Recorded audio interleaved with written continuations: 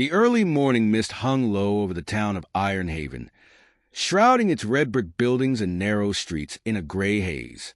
Ethan Grayson adjusted his frayed coat against the chill as he leaned against the warped wooden railing of his porch.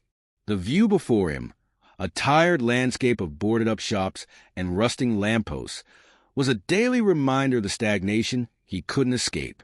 Ethan's hands, calloused from years of odd jobs and failed ventures, tightened around the leather-bound notebook in his grasp.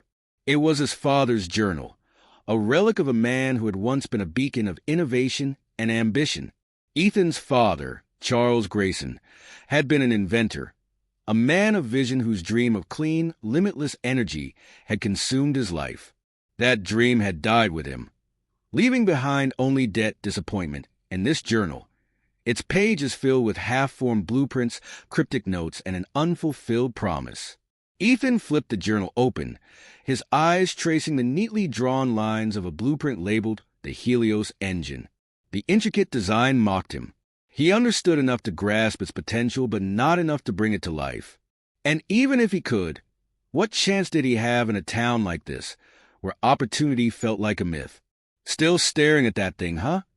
A familiar voice cut through the quiet. Ethan looked up to see Lucas Cross, his childhood friend, strolling up the creaking steps.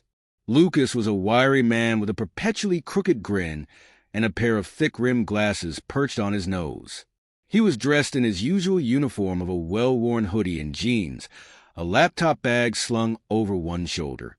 "It's all I've got," Ethan replied, closing the journal with a sigh. Lucas dropped his bag onto the porch and leaned against the railing beside him. "You know, I've been telling you for years, stop chasing ghosts. You're not your dad." "I'm not trying to be him," Ethan said, though the weight in his voice betrayed him. But he was onto something with this. If I could just figure out how to make it work, then find someone crazy enough to fund it, and then convince the world you're not just another guy with a pipe dream. Lucas interrupted. "Sounds easy." Ethan shot him a look but didn't argue. Lucas had a way of cutting through the noise, even if his delivery wasn't always gentle. "I get it," Lucas continued, his tone softening. "You want to make something of yourself. We all do. But this thing," he gestured vaguely at the journal. "It's a long shot, man. Long shots are all I've got," Ethan muttered. Lucas opened his mouth to respond but hesitated. Instead, he reached into his bag and pulled out a sleek laptop. "Okay, let's humor you for a second. Show me what's inside." Ethan hesitated before handing over the journal. Lucas flipped it open, his sharp eyes scanning the pages. He paused on a schematic, tapping the screen of his laptop as he began running calculations. "Your dad's notes are something else," Lucas said after a few minutes. "I mean, half of this stuff is gibberish, but the other half, it's like he was onto some kind of perpetual energy cycle. If this works, it's not just a game changer. It's the game." Ethan felt a flicker of hope but quickly doused it. "But it's not finished. And even if it was, we'd need resources, expertise, things we don't have." "Not yet," Lucas corrected. He leaned back, his grin returning. "But you've got me, and I happen to know someone who might be able to help." "Who?" "Howard Crane," Lucas said, the name hanging in the air like a challenge. Ethan stiffened. Howard Crane was a legend in the engineering world, a man who had mentored Charles Grayson in his prime. But Crane had disappeared from the public eye years ago, retreating to the outskirts of Ironhaven after a series of high-profile failures. "Crane won't talk to me," Ethan said, shaking his head. "He barely talked to my dad by the end." "He'll talk to me," Lucas said with confidence. "And if this is as big as it looks, he'll listen." "You in?" Ethan hesitated, the weight of doubt pressing on him. But as he looked at the journal, at the dream his father had poured his soul into, he felt something stir within him. Maybe it was stubbornness. Maybe it was desperation. "I'm in," he said finally. Lucas clapped him on the shoulder. "Good. Let's get to work." As the two men stepped off the porch and into the misty streets of Ironhaven, the journal tucked safely under Ethan's arm, a sense of purpose began to take root. The road ahead would be uncertain, fraught with challenges they couldn't yet imagine. But for the first time in years, Ethan felt like he was moving forward. The scent of old paper and stale coffee filled the air as Ethan and Lucas stepped into the dimly lit study of Howard Crane. Shelves lined with engineering manuals and dusty prototypes of bygone inventions gave the room an air of forgotten brilliance. At the center of it all sat the man himself, hunched over a dismantled transistor radio. His wiry frame and unkempt gray hair spoke of a life spent in isolation, but his sharp eyes betrayed a mind still hungry for challenge. "You've got 2 minutes," Crane said gruffly, not bothering to look up from his work. "Convince me I shouldn't throw you out." Ethan swallowed hard, the weight of the moment pressing down on him. He glanced at Lucas, who gave a barely perceptible nod. "My name is Ethan Grayson," he began, his voice steady despite his nerves. "I'm Charles Grayson's son." That got Crane's attention. His hand stilled and his piercing gaze locked onto Ethan. For a moment, the room felt even smaller. "Charles's boy," Crane murmured, leaning back in his chair. "You've got his eyes. What do you want?" Ethan stepped forward and placed his father's journal on the table. It's my father's design for the Helios Engine. I think it can work, but I need help to finish it." Crane stared at the journal, his expression unreadable. When he finally spoke, his voice was laced with bitterness. "Your father was a dreamer, brilliant but reckless. That dream of his cost him everything. Cost me, too." Ethan felt a surge of anger but kept it in check. "It's not just his dream anymore. It's mine, and I'm not giving up on it." Crane studied him for a long moment before turning to Lucas. "And you? What's your angle in all this?" Lucas grinned. "I'm the brains of the operation. Ethan's got the vision, but I've got the code to make it happen. Together, we're unstoppable, or at least, we're stubborn enough to try." Crane snorted, a ghost of a smile tugging at his lips. "Stubborn, huh? That I can believe. Fine, let's see what you've got."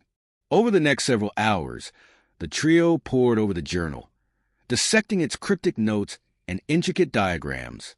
Crane's initial skepticism gave way to reluctant curiosity as he traced the lines of Charles Grayson's vision. Lucas chimed in with calculations and simulations, his fingers flying over the keyboard as he translated theory into digital models. Ethan, though less technically skilled, provided the drive that kept them moving forward, his determination infectious. By the time the sun dipped below the horizon, Crane leaned back in his chair, rubbing his temples. "Your father was onto something," he admitted grudgingly. "But this is far from complete. The core mechanism, this energy loop he envisioned, has gaps. We'd need to fill those gaps before we can even think about building a prototype. Can you do it?" Ethan asked, leaning forward. Crane's lips twitched into a smirk. "I can try, but don't think for a second this will be easy.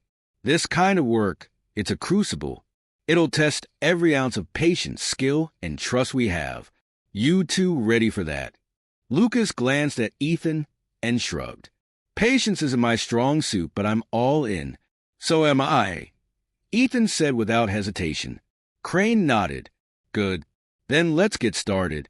The following weeks were a blur of activity. The trio converted Crane's cluttered study into a makeshift lab, clearing space for tools, components, and Lucas's ever-expanding array of computer monitors. The days were filled with the hum of machinery, the scratch of pencils on paper, and the occasional burst of argument as their personalities clashed. Crane was a perfectionist, his exacting standards pushing Ethan and Lucas to their limits.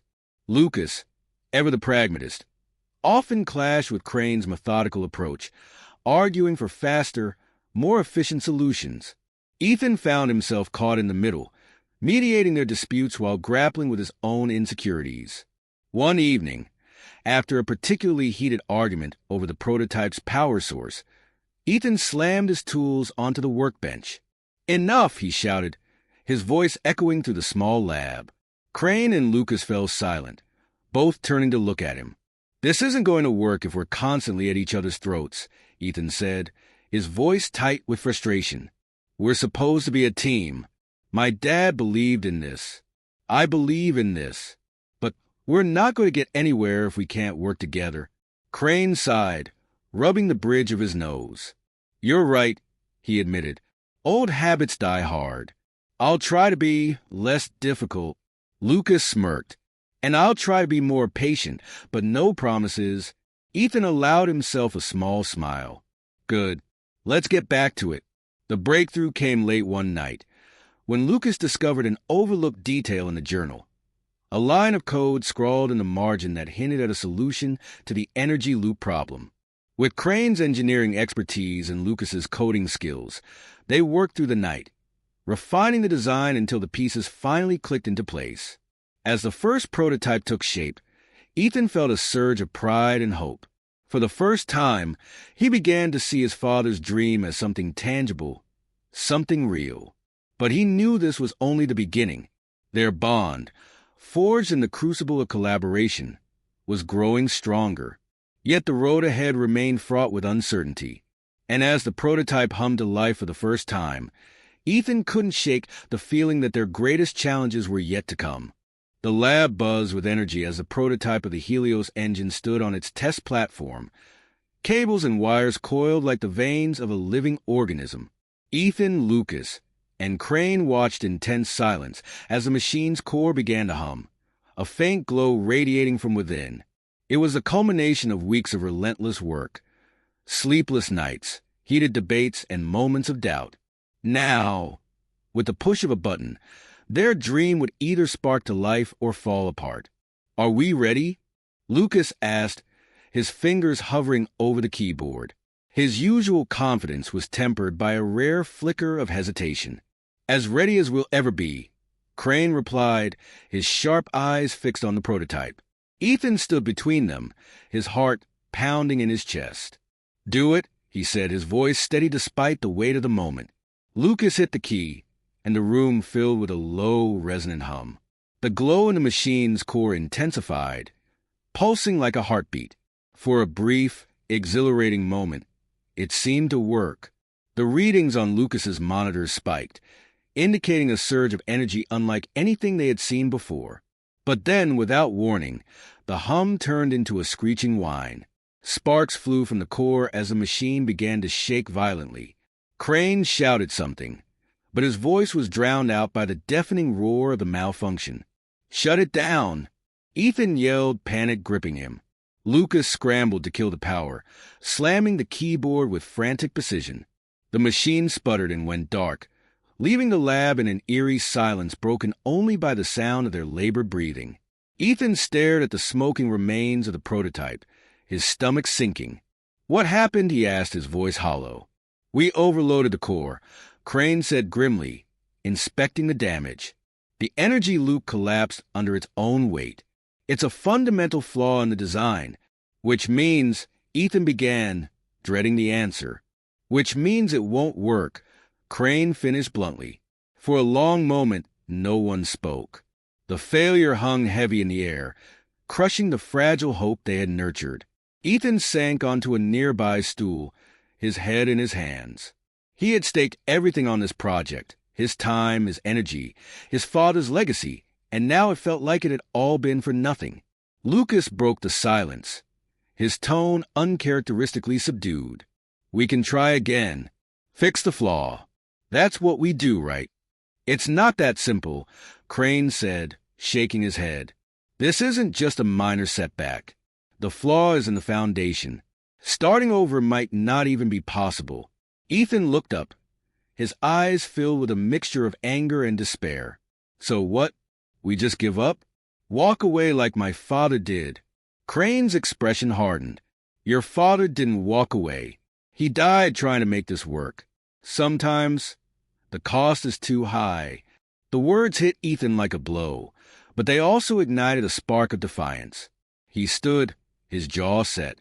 No, I'm not giving up. Not yet. Crane studied him for a moment before sighing. Stubbornness runs in the family, I see. Fine.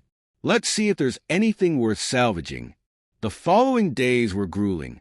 They picked through the wreckage of the prototype, analyzing every component, every calculation. Lucas worked tirelessly, running simulations and poring over his code for any clue to the core's instability. Crane focused on the mechanical design, his experience and precision invaluable. Ethan, though not as skilled, threw himself into the work, refusing to let despair take hold. It was Lucas who finally found the answer, buried in the chaotic scribbles of Charles Grayson's journal. One of the equations, a seemingly minor detail, had been miscalculated. It was a mistake so small it could have been overlooked by even the sharpest eyes, but its implications were massive. "This could fix it," Lucas said, his voice tinged with excitement. "If we recalibrate the core using this formula, it might stabilize the energy loop." Crane examined the equation, his brow furrowed. "It's risky. If this is wrong, we could end up right back where we started, or worse. But if it's right, we have a chance," Ethan said, his determination unwavering. Crane nodded reluctantly. "Then let's try." The second prototype came together faster than the first, their collective focus sharpened by the lessons of failure. The night of the next test, the air in the lab was thick with anticipation. "This is it," Ethan said as they gathered around the machine. Lucas glanced at him, a faint smile on his lips. No pressure. Crane, as always, was the picture of composure. "Let's get it over with." Lucas activated the machine, and once again, the core began to hum. The glow returned, brighter and steadier this time. The readings climbed, but instead of spiking, they leveled off, indicating a stable energy loop. "It's holding," Lucas said, his voice barely above a whisper. Ethan felt a surge of relief and exhilaration. They had done it. For the first time, the Helios engine was working. But the triumph was tempered by the knowledge that this was only the beginning. They had overcome one hurdle, but many more lay ahead. Still, as they stood together, watching the machine pulse with light and life, they allowed themselves a moment to celebrate. In the crucible of failure, they had forged something stronger than success, a bond that would carry them through whatever trials awaited. The Helios engine prototype was nothing short of a marvel. Its hum was steady, its glow unwavering. It was a symbol of triumph, of vision turned reality. For Ethan, Lucas, and Crane, it represented not just a machine but a legacy, proof that the impossible could be achieved. Yet, as the engine stood on the test platform, quietly defying the odds, an undercurrent of tension began to ripple through their partnership. Success, it seemed, had a way of exposing cracks that failure had hidden. It started with Lucas.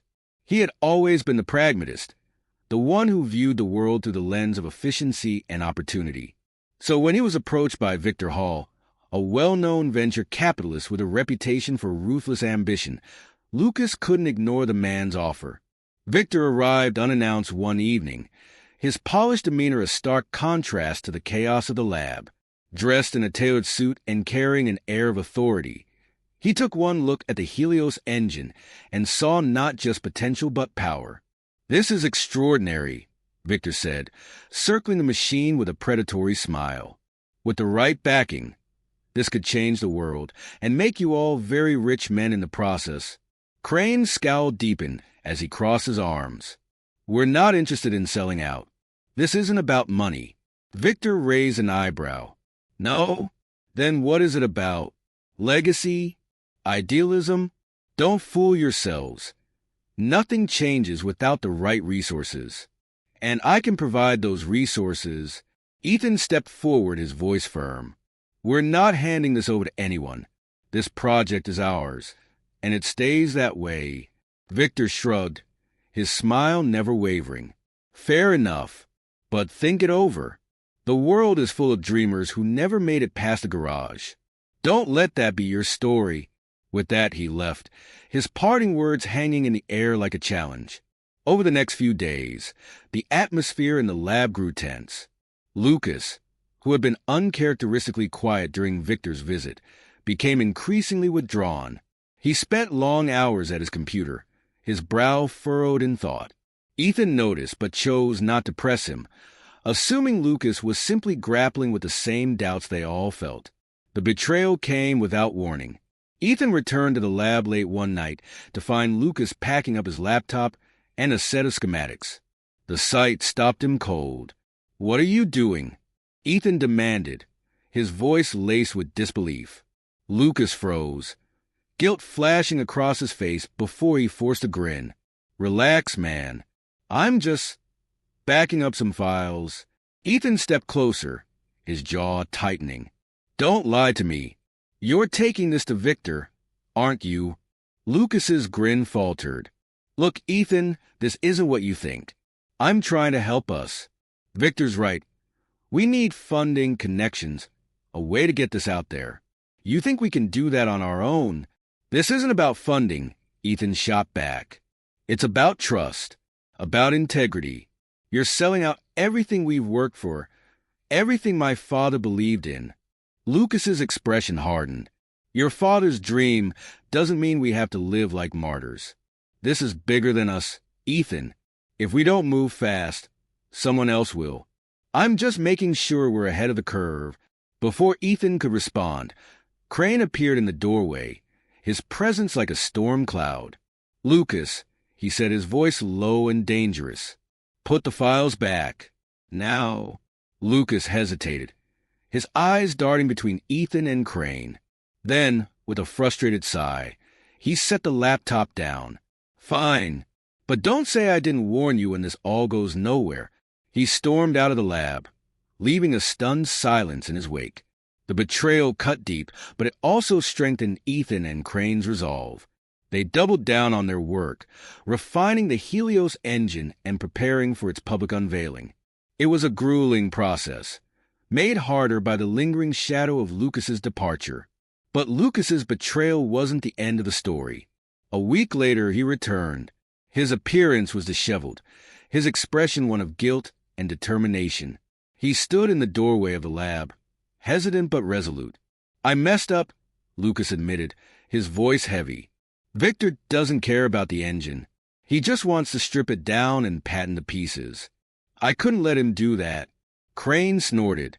"And now you've come crawling back?" Lucas nodded, his gaze fixed on Ethan. "I made a mistake, but I want to fix it.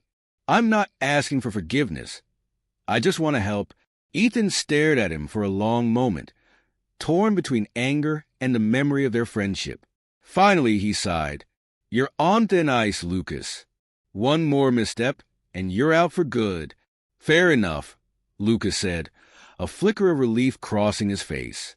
Together again, the trio worked tirelessly to prepare for the Helios Engine's debut. Despite the fractures in their partnership, their shared goal brought them back into alignment. When the day of the unveiling finally arrived, the Helios Engine stood as a testament to their resilience and ingenuity. As the world watched, the machine hummed to life, its glow lighting up the room.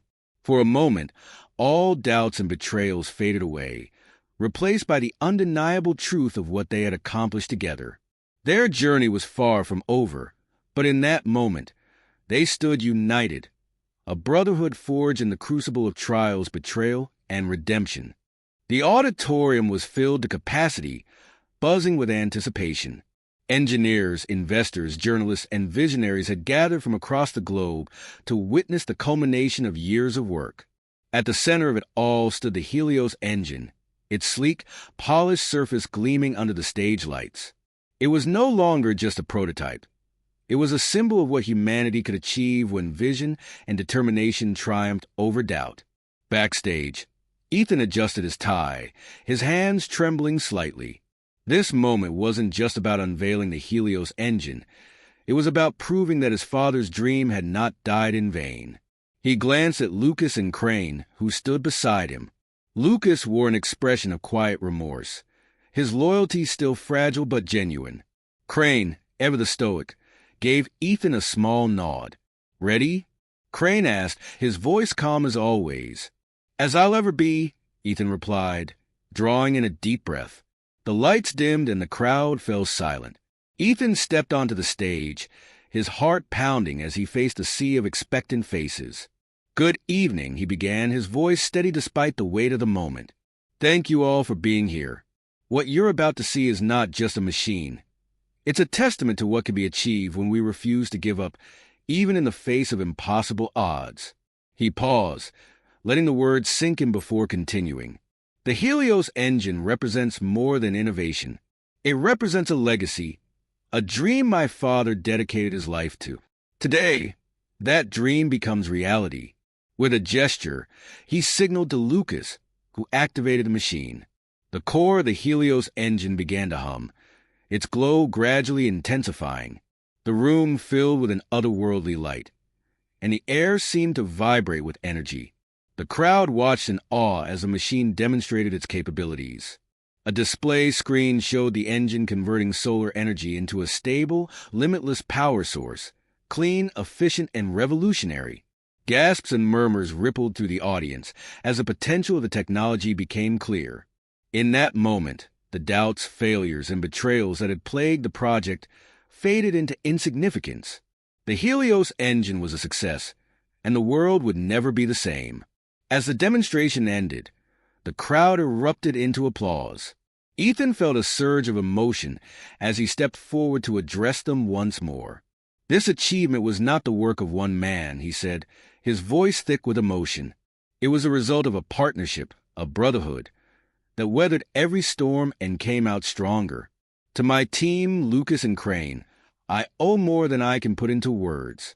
Together, we have built something that will outlive us all. Lucas and Crane joined him on stage, the three of them standing side by side as the applause grew louder. For a moment, they were united, their bond unbroken by the trials they had faced. But the triumph was not without its complications. As the crowd began to disperse, Victor Hall appeared at the edge of the stage, his expression unreadable. He approached with deliberate steps, his presence like a shadow over their victory. "Congratulations," Victor said, his voice smooth but laced with something unspoken. "A remarkable achievement." Truly, Ethan tensed, unsure of Victor's intentions. "What do you want, Victor?" Victor's smile was thin. "Nothing more than to offer my congratulations, and perhaps a warning. Success has a way of attracting complications. You've built something extraordinary, but be prepared to defend it. The world is full of people who will stop at nothing to take what you've created." Crane stepped forward, his posture rigid. "We'll deal with that when the time comes." Victor chuckled, his eyes glinting with amusement. "I have no doubt you will. Good luck, gentlemen. You'll need it." With that, he turned and walked away, leaving the three of them to ponder his words. As the evening wore on, Ethan found himself alone in the now empty auditorium, standing before the Helios Engine. The machine's soft glow seemed almost alive, a reminder of the journey that had brought him here. He thought of his father, of the countless nights spent watching him tinker in his workshop. He thought of the lessons his father had tried to impart, the importance of persistence, of integrity, of leaving something meaningful behind. "Dad," Ethan murmured, his voice barely audible. "We did it. We made it real." Lucas and Crane appeared at his side, breaking the silence. "Big night," Lucas said, his tone light but sincere. "You're a natural at this whole changing the world thing." Crane smirked. "Let's not get ahead of ourselves. This is just the beginning." Ethan smiled, the weight of the moment lifting slightly. "You're right. The real work starts now." Together, they left the auditorium, stepping into a future that was as uncertain as it was full of possibility. The Helios Engine was more than a machine. It was a legacy, a symbol of what could be achieved when vision, sacrifice, and brotherhood came together. And while the road ahead would undoubtedly hold new challenges, one thing was certain. They had already proven that they were capable of meeting them head-on. For Ethan, Lucas, and Crane, the triumph of the Helios Engine was not just an ending. It was a beginning of something far greater.